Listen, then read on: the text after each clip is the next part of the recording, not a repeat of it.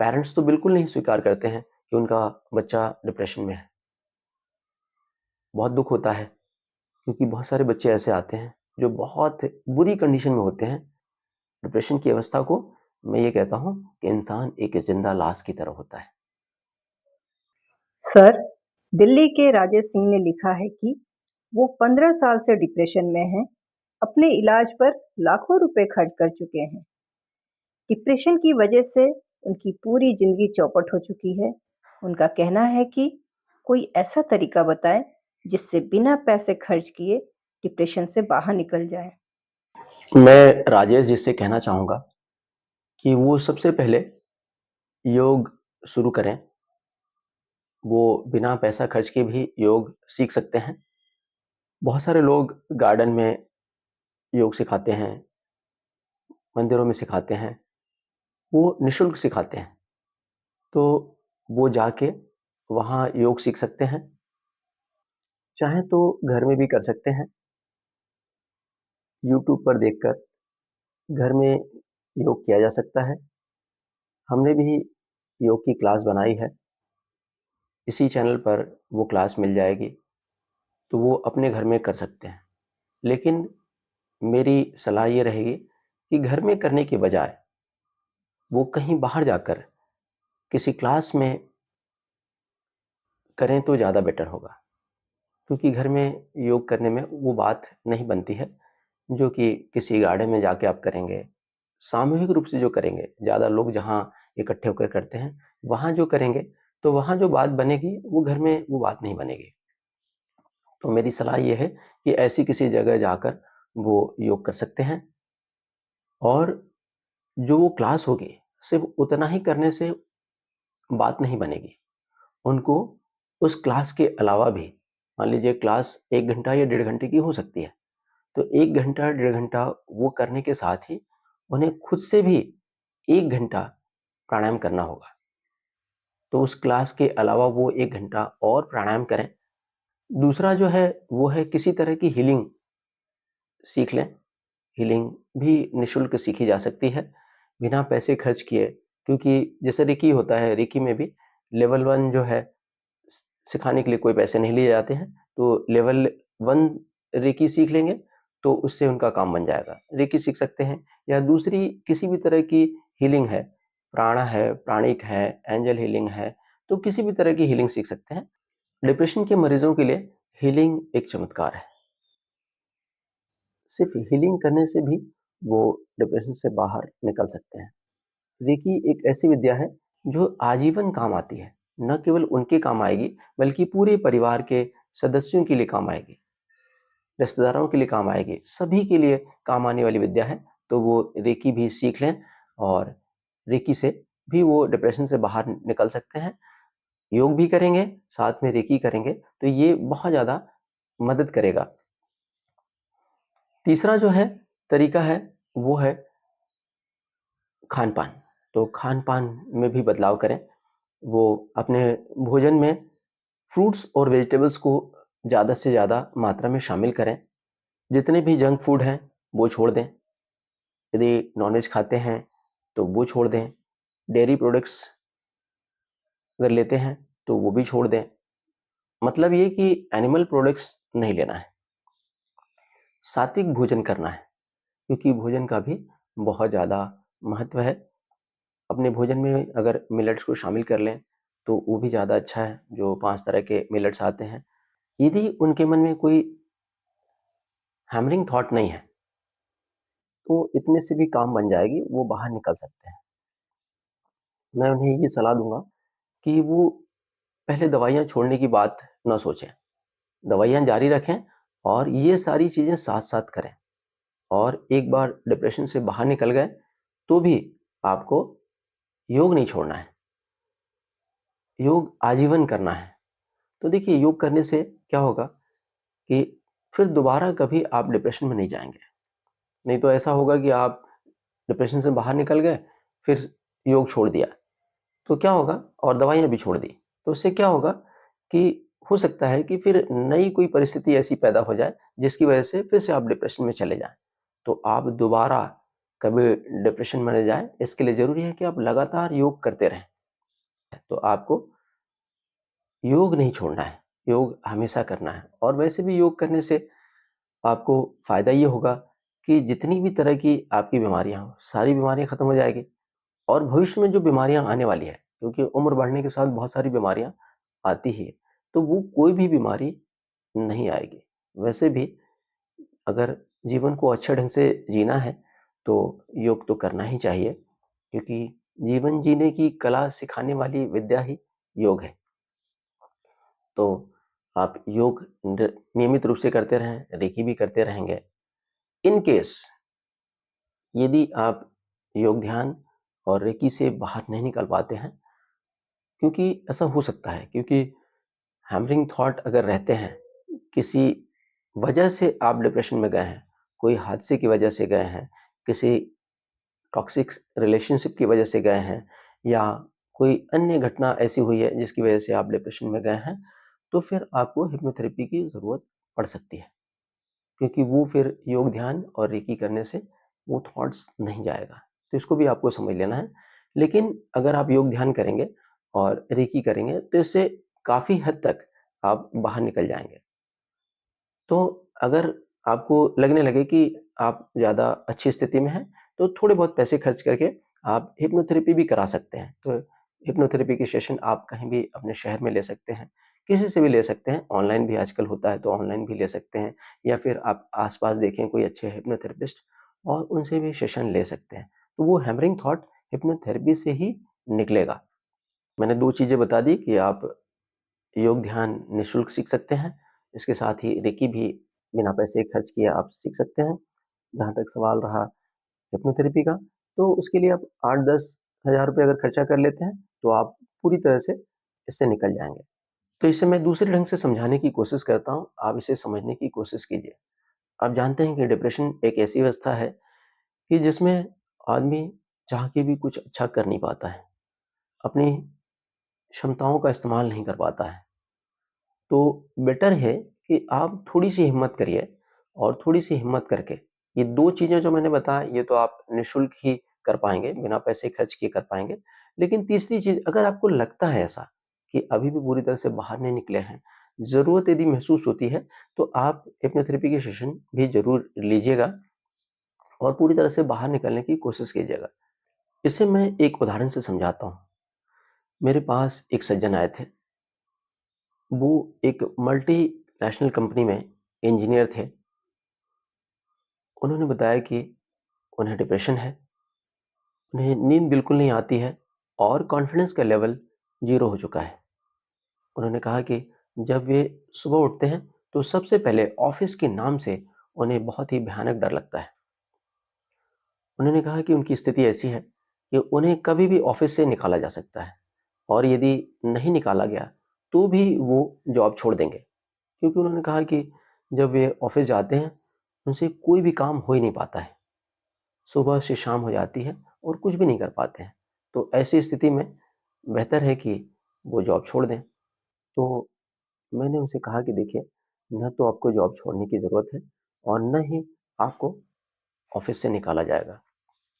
तो उन्होंने next day से ही शुरुआत की। हमने उनकी रेकी की, हिप्नोथेरेपी की, और उनको डाइट प्लान भी बताया, और उनको योग मेडिटेशन करवाया, और 1 महीने में ही वो पूरी तरह से ठीक हो गए।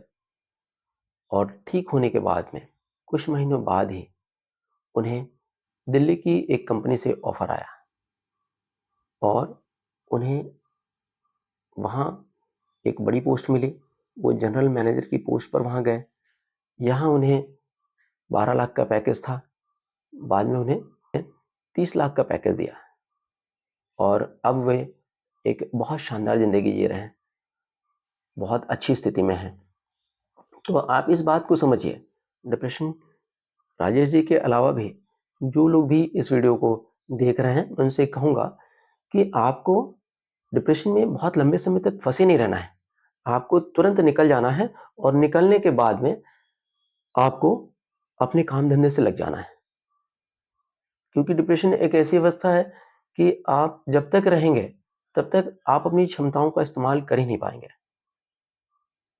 आप ना तो काम ढंग से कर पाएंगे, काम में आपका मन नहीं लगेगा, कोई भी काम आप अच्छे से नहीं कर पाएंगे। नौकरी कर रहे हैं तो नौकरी भी ऐसा है कि बस आप ढकेले जा रहे हैं, ऐसी अवस्था उसमें रहेगी।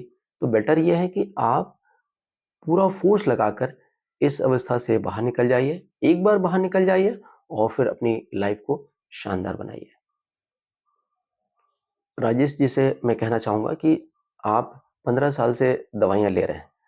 अगर दवाइयों से क्योर होना रहता है, तो अभी तक क्योर हो चुका रहता है। 15 साल का समय बहुत होता है।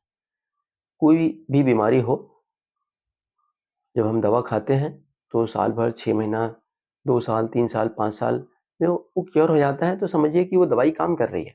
लेकिन आप 15 साल से दवाई खा रहे हैं। मेरे पास तो ऐसे लोग आते हैं, जो 30-30 साल से दवाइयाँ खा रहे होते हैं।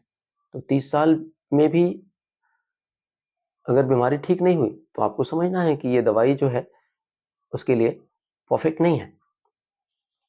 तो दवाई के साथ-साथ आपको दूसरी चीज़ें जो मैं बता रहा हूँ, वो आप करिए। अब तक हम ऐसे हज़ारों मरीज़ों को ठीक कर चुके हैं, इसलिए ये बातें कह रहे हैं। अपने एक्सपीरियंस के आधार पे कह रहे हैं। और इनमें बड़ी संख्या में ऐसे लोग थे, जो कि 15-20 साल, 30 साल से दवाइयाँ खा रहे थे और वो ठीक होने की उम्मीद ही छोड़ चुके थे। उनके दिमाग से ये बात ही निकल चुकी थी कि वो कभी ठीक हो सकते हैं। तो आपको ये समझ लेना है कि सिर्फ दवाइयों के भरोसे आप ठीक नहीं होंगे। जब इतने साल में नहीं ठीक हुए, तो फ्यूचर में भी सिर्फ दवाइयों के भरोसे आप ठीक नहीं होने वाले हैं। मैं आपको ये नहीं कह रहा हूँ कि आपको दवाइयाँ नहीं लेना है। दवाइयाँ आपको कंटिन्यू रखना है। दवाइयाँ कब छोड़ना है? जब आप पूरी तरह से ठीक हो जाएँ। आपको भी समझ में आ जाएगा कि अब आपको दवाइयों की ज़रूरत नहीं है और आप साइकियाट्रिस्ट से भी बताएँगे, तो साइकियाट्रिस्ट भी उस समय आपकी दवाइयाँ बंद कर देंगे।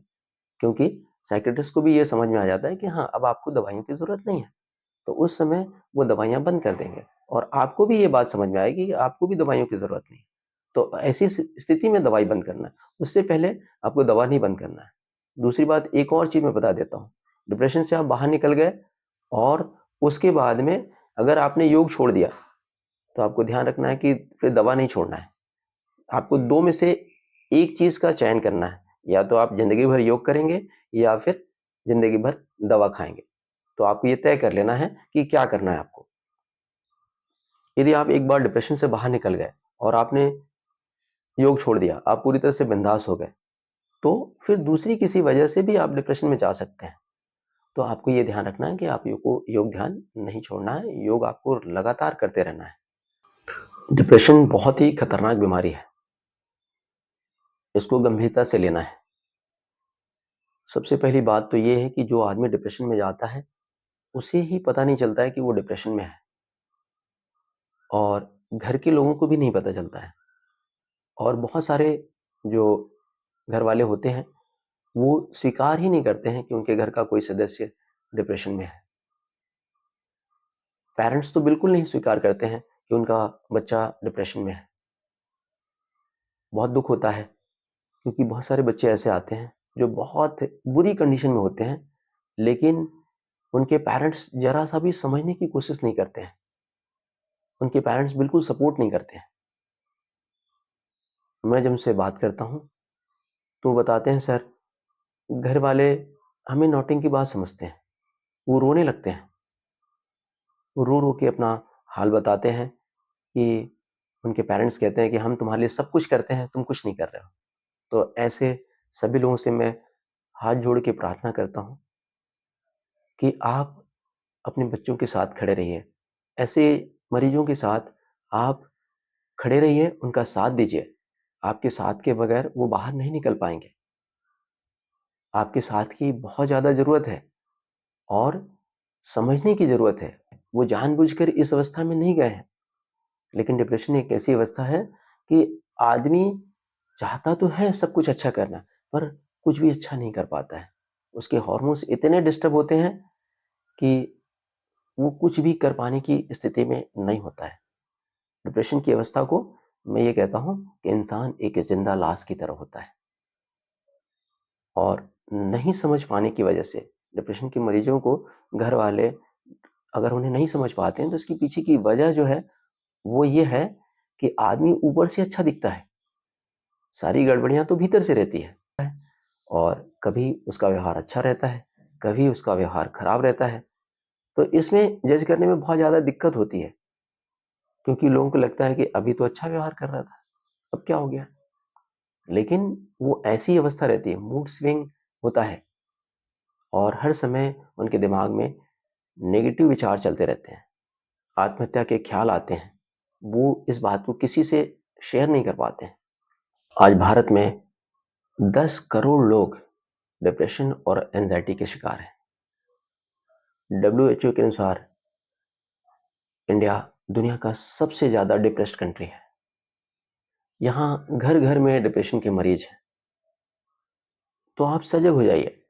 आपके घर के किसी भी सदस्य के व्यवहार में कुछ बदलाव नज़र आता है, वो हर समय नेगेटिव रहता है, तो आपको सजग हो जाने की ज़रूरत है। हो सकता है कि वो डिप्रेशन में हो और सिर्फ इलाज के भरोसे रहना बहुत बड़ी बेवकूफ़ी है, ये ध्यान रख लीजिए। आपको योग ध्यान ही बाहर निकालेगा, रेकी जैसी जो हीलिंग है, वही बाहर निकालेगी आपको। डिप्रेशन के इलाज में मैं हिप्नोथेरेपी को बहुत बड़ा चमत्कार मानता हूँ। मैं पिछले 30 साल से योग ध्यान कर रहा हूँ। योग ध्यान के लिए मैं इतना ज़्यादा पैशनेट रहा हूँ कि कोई भी मौसम, चाहे वो ठंड हो, गर्मी हो, बरसात हो, मेरा रास्ता नहीं रोक पाई। मैं एक जर्नलिस्ट के रूप में काम करता था। रात को 2:30 बजे आखिरी न्यूज़ देखने के बाद हम ऑफिस से निकलते थे। 3 बजे घर पहुंचता था। सोते-सोते करीब 3:30 बज जाते थे और सुबह 6 बजे उठकर मैं ध्यान करने जाता था और नियमित रूप से जाता था। एक दिन भी ऐसा नहीं हुआ कि मैं ध्यान करने ना गया हूँ, क्योंकि वो मेरा पैशन था। मैं उसके लिए बहुत ही ज़बरदस्त पैशनेट था और उतना ज़बरदस्त पैशन होने के कारण ही मैं योग ध्यान को गहराई से समझ पाया। ध्यान से ही मैं जान पाया कि ऊपर वाले ने हमारी ज़िंदगी कितनी शानदार दी है। बिना ध्यान किए कोई ये जान नहीं सकता कि ज़िंदगी कितनी शानदार है। और मैं ये कहता हूँ कि 99.99% लोग उस शानदार जीवन को जाने बगैर ही इस दुनिया से चले जाते हैं, क्योंकि वो ध्यान नहीं करते हैं।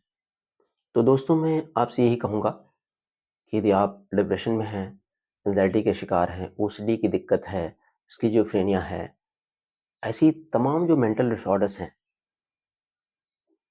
इसको आप ज़्यादा लंबा मत खींचिए। आप इंतज़ार मत करिए कि दवाइयों से आप ठीक हो जाएँगे।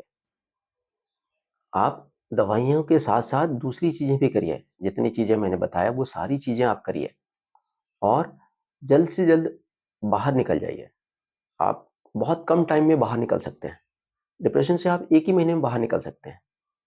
तो डिप्रेशन से 1 महीने में बाहर निकल कर और आपको फिर अपने काम को अच्छे ढंग से करना है, अपनी ज़िंदगी को शानदार बनाना है।